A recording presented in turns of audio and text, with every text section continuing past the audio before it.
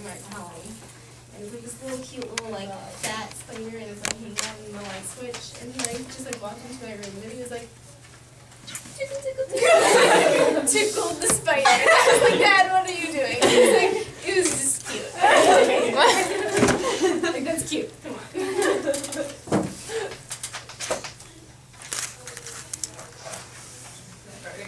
Don't forget, you're on camera.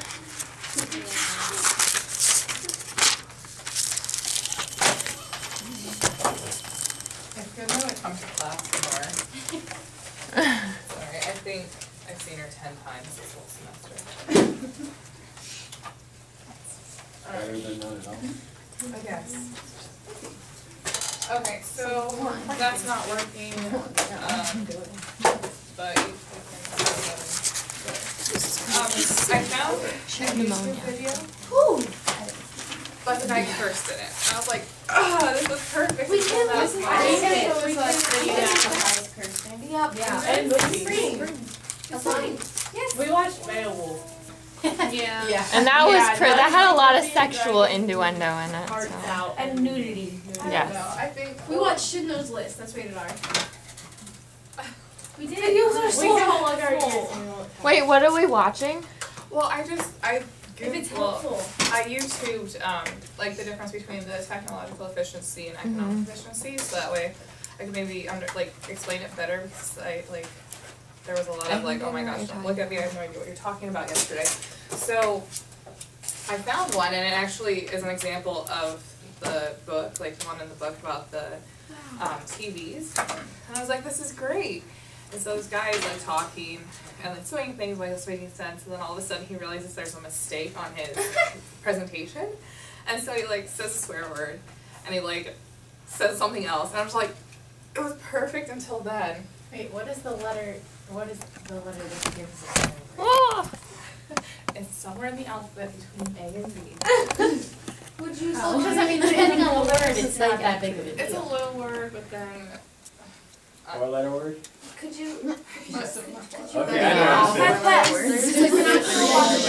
Would you still post Yeah, but I can do it. Well, I'm gonna summarize. Could you just mute First it off, at you that said part? yes. If you know when it is, can you just turn down the volume? Yeah, just Okay. turn it back up. Scream really loud when we think. Alright, well, let me see if I can get that. When he's like, oh no, I made a mistake, and then we'll be like, ah! Oh no mistakes. And like he has, so he gives an example about hamburgers, and I guess he's posted other videos, and then he goes on this like little rant, like I don't know why I use hamburgers, I don't even like them. So like try not to laugh too loud so that we can still pay attention. Shall I close the door? Yeah, Because There are little kids out there. I mean it's not awful, but I can try to. Just one word. It's okay. Watch if he actually like She's keep going. going. She's just doing her hair. Alright, Goodman, I better not get in trouble for this. Watch her like post this on Facebook. Teacher uses illegal or profanity, not illegal, but teacher uses profanity in class. Little teachers. She's not using it. No, like the video. Yeah. No, because we're not saying No, like allowing like. After this, we can have a I don't- discussion about how like swear words are not appropriate in the classroom, and then it will all be okay. It proves a point. Yes. Yeah, there we go. We can have debate. That's not. Everyone has Okay, I think we're going this way. I'm excited for debate. I don't I want debate. As long as it's not I'm about so politics. excited for I debate. don't want to debate. I'll just be like, yep. I don't like No. Debate? Oh, I'm so excited for government. We said we're gonna have debates in government. She can't see you. I'd Sorry. rather just do my opinions. You can think what you want, but I don't like politics. Like, I'm not going to sit here and argue about it. It's not gonna I'm excited for debate. Either way, I'm going to get annoyed. Yeah. I don't like dairy. It's up with everyone. Because if you're already Yeah, that's true. have like fun, because you have to put a chocolate, like debate and like. But it'll teach us how to like. It'll teach us how to back up our opinion, which will be good. And even when you're wrong. I mean, Yeah. Oh, yeah. Oh, you know me. In government, we're probably having debates. she loves debating. People are gonna. She loves to debate. That's what I do. Yeah. I'm not gonna open my Alright, I don't know if this is gonna work. If not, we'll just write it on the board.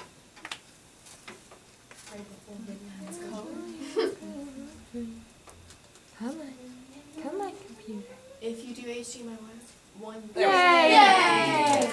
Okay, let me find the mute. Alright, so pay attention.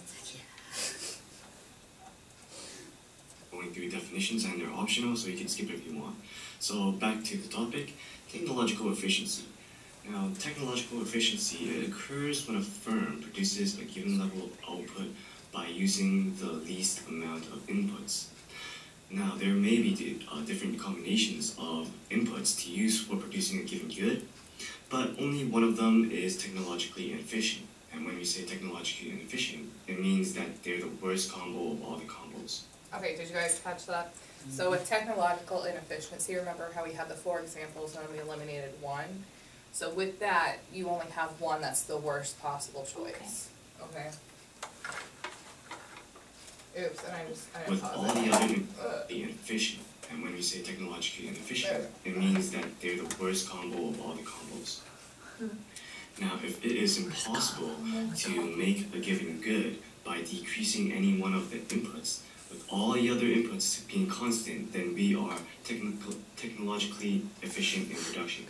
So, with all the other inputs constant, if we cannot decrease one input any further, then we are at a technologically efficient production method. So here's an example of a table that shows the labor and capital needed to make 10 cars a day using 4 methods, A, B, C, and D. So the method A is robot production, method B is assembly line, method B is making a car by hand, and D is bench production. So these are 4 different methods of which we can make a car. Excuse me. And this is the amount of labor needed and the amount of capital that we need. You can see that if we use robots, then of course we don't need that much labor. We only need a robot. So, but then that robot would probably cost a lot of money. But then if we use hands-on production, then that would probably use a lot of labor, but the capital would probably be very small because anybody can make a car, really. Well, if they know how, if they are given the right instructions, let's just say that. What? Now, economic efficiency. This occurs when a firm produces a given level of output at the least cost. Now, the economically efficient method, it really depends on the relative costs of capital and labor, and the difference between technological and economic efficiency. Now, this is actually the really important part. Well, for technological efficiency, it pretty much implies the quantity of inputs used in production for a given level of output, and economic efficiency implies the cost of the inputs used. So, when we're talking about economics, or economic efficiency, we're talking about the cost. Technological efficiency, we're talking about the quantity of inputs. Okay. Does that help clear up a few things? When we're talking about technological efficiency, we're looking at the quantity of inputs, so that's the labor and capital. So those would be your inputs, and that's what we're looking at, and eliminating the one that is the worst. But then with economic efficiency, we're looking at the cost of the inputs, so the price per capital, how much capital you're putting into it, and then if you're paying for labor, how much per hour, whatever you're paying for that labor.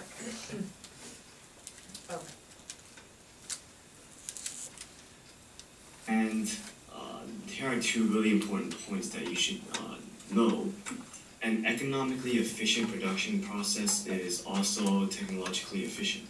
And a technologically efficient process may not be economically efficient. So, yeah, just spend a little time and try to wrap your head around those 2 concepts. So, a good example of this would probably be when we are using the latest technology to make burgers. I don't know why I'm always going back to these burgers examples. I don't really like burgers, but I always go back to these burger examples. But anyways, let's say that the McDonald's is using the latest technology to make burgers. Well, if they're using the latest technology, then they are also economically efficient because they are making the money and they're using the latest technology, which means they are technologically efficient. But let's say that they are using an outdated machine. Well, this outdated machine, it's still technologically efficient. It's still producing the given level of output, but then it doesn't have to be economically efficient because there could be a better technology out there on the market that can help McDonald's make more money. And that's the kind of idea that I want you guys to wrap your heads around. Now, so the Hang on. I'll wait till you're ready for this. So it should be capital, or maybe it's later down. Never mind. So here you see I have 3 grams. Alright, well I think you guys get the idea. Did that help clear up things? Will you post that so I can like take notes off of it too? How about I put these notes in, on the presentation and Write down my name and look it up. Oh yeah, I can do that.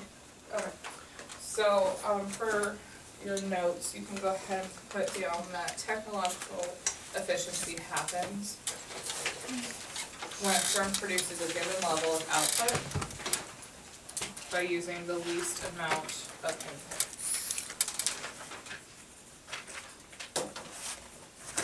So, when a firm that should be produces.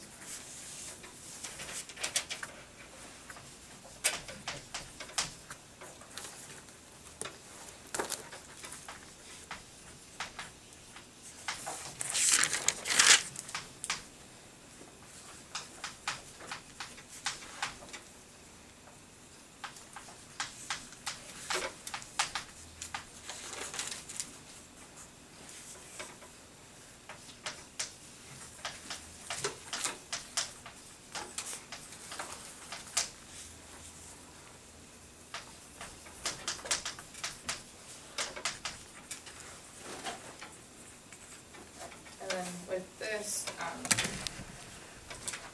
so technological efficiency happens when a firm produces at a given level of output by using the least amount of inputs. And we said that inputs were capital and, what was the other one here? Labor.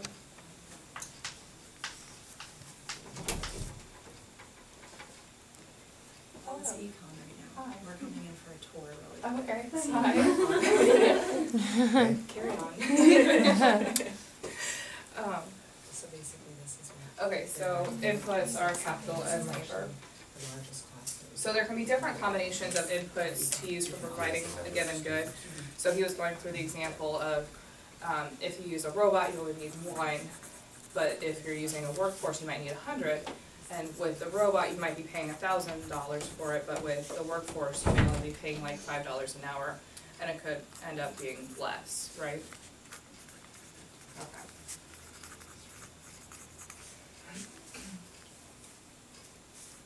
But then only one of them is technologically inefficient, so that's the worst combo out of all of the combos there are.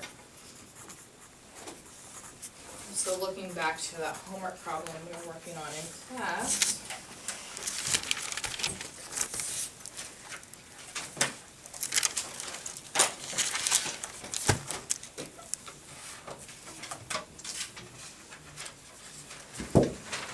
Okay, so we had the personal computer, which would take an hour, but it would cost $1,000. The calculator that took 12 hours, but the cost was only 10, and the calculator, pencil, and paper was 12 hours.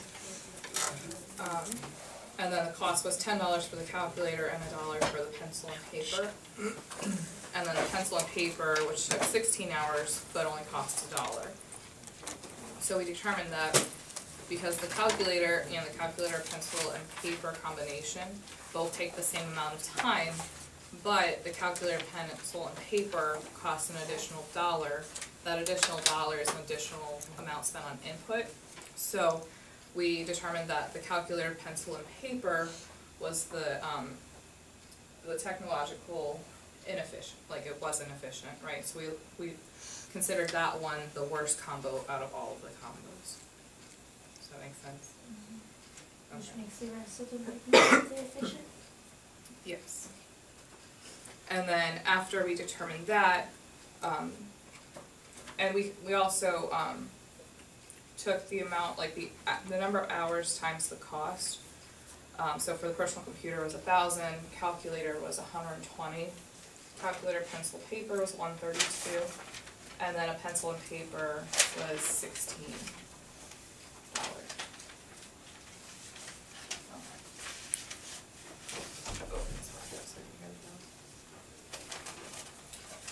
So then with B, it says which method is economically efficient if the wage rate is, and then it lists 3 different wage rates. So for A, we determined that 3 of the methods were technologically efficient.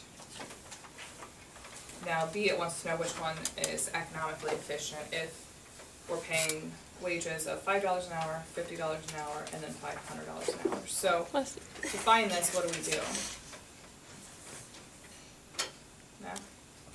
Times the average by the wage and add the capital.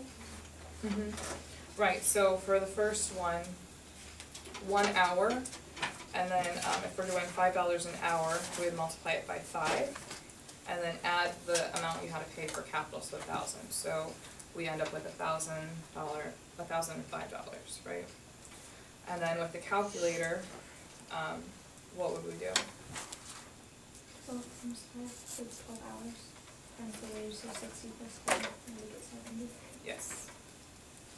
And then pencil and paper. 16 times 5 plus 1. Yeah, so for those of you who maybe aren't following the math, so for, I'll just write the personal computer, the capital was 1,000, and it takes 1 hour.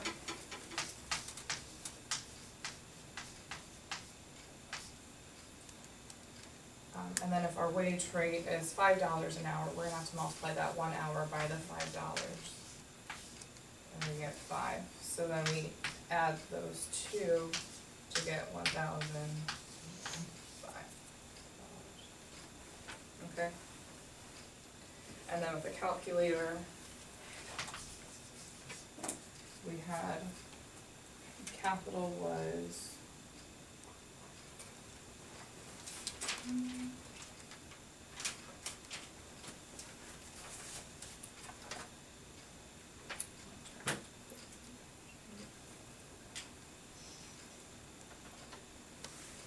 calculator, capital was $10 it cost.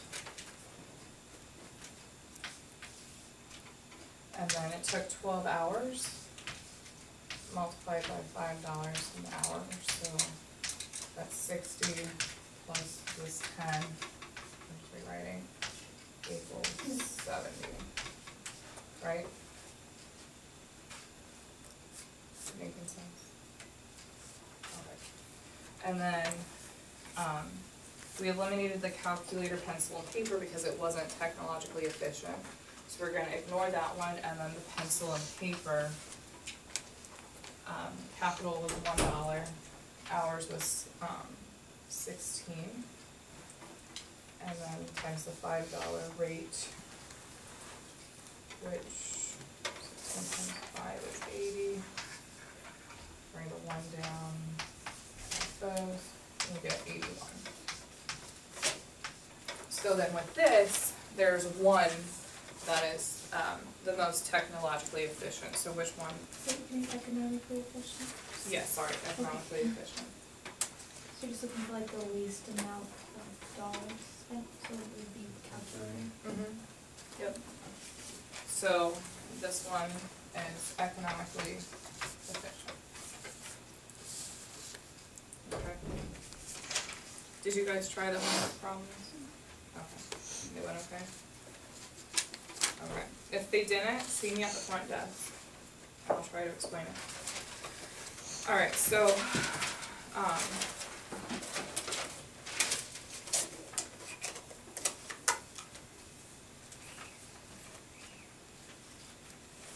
So economic efficiency is occurring when a firm produces a given level of output at the least cost.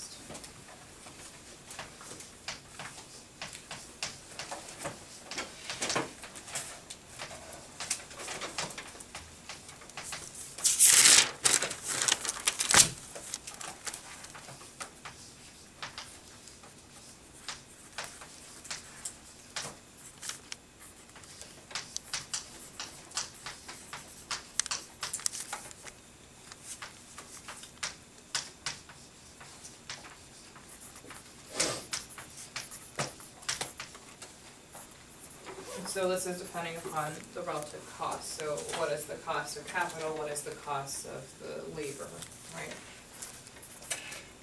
And then whichever one is the lowest cost is going to be the economically efficient one.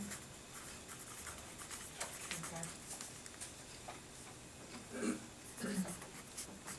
So the difference between technological efficiency and economic efficiency is that technological efficiency is looking at the quantity of inputs used in production. So, again, it's looking at the inputs. So for this example is the capital and labor. And then economic efficiency is looking at the cost of the inputs. So that's the cost.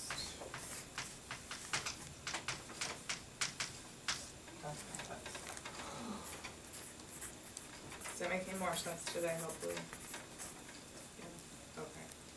If you should Google, or look up on YouTube, technological efficiency, economical efficiency, there's a video, I think it's called like The Angry Coffee Man or something weird. It's a teacher, and they had like a packet that they were supposed to do, and so he was going through an example. So I don't have like the original information, but it might be helpful just to see like his example. So you can do that. Any questions?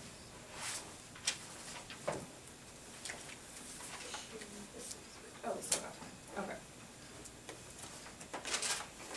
So let me see if I can pull up.